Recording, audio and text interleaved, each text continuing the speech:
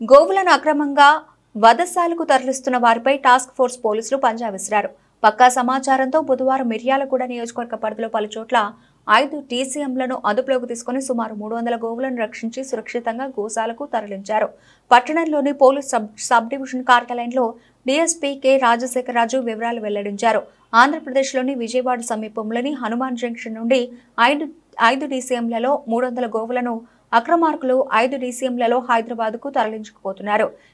ఈ దందాకు సంబంధించి డ్రైవర్ ఓనర్లు 1 టౌన్ పరిధిలో భూక్యలింక, ఎండి జాఫర్, మాడుగులపల్లి వద్ద రమావత్ మోహన్, నేనావత్ రఘు, నేనావత్ శ్రీను నాయక్, వటి రఘు, రూరల్ పోలీస్ స్టేషన్లో జుబేర్, జుక్రిందా, ఎండి అక్బర్ తదితరులపై కేసు నమోదు చేసి దర్యాప్తు చేస్తున్నట్లు తెలిపారు. ఈ కేసులో కీలక నిందితుల కోసం లోతుగా విచారణ జరుపుతున్నామని తెలిపారు. గోవుల అక్రమ రవాణాకు సహకరిస్తున్న వెహికల్స్ ఓనర్లపై కూడా కఠిన చర్యలు తీసుకుంటామని తెలిపారు.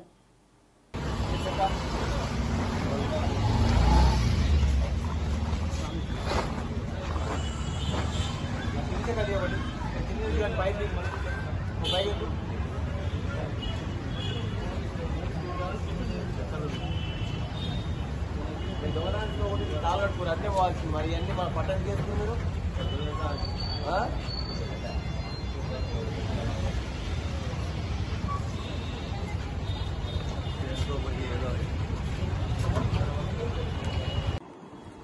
ఈరోజు ఎర్లీ అవర్స్లో మిర్యాలగూడ డివిజన్లో వాడపల్లి చెక్ పోస్ట్ వద్ద నుంచి, అదేవిధంగా మాడుగులపల్లి టోల్ ప్లాజా వద్ద మిర్యాలగూడ టౌన్లో ఈ ఆంధ్ర నుంచి, అంటే పర్టికులర్గా న్యూజివీడ్ ఏరియా నుంచి హైదరాబాద్కు తరలించేటటువంటి ఒక 5 ఆవులు, దూడలు ఉన్నటువంటి వ్యాన్లు పట్టుకోవడం జరిగింది. జిల్లా టాస్క్ ఫోర్స్ వారితో కలిసి మిర్యాలగూడ పోలీసు వారు జిల్లా ఎస్పీ గారి ఆదేశాల మేరకు వచ్చినటువంటి పక్కా సమాచారం మేరకు వీటిని పట్టుకోవడం జరిగింది. దీంట్లో అందాజా ఒక 300 ఆవులు ఉన్నాయి, మొత్తం 5 వెహికల్స్లో కలిపి.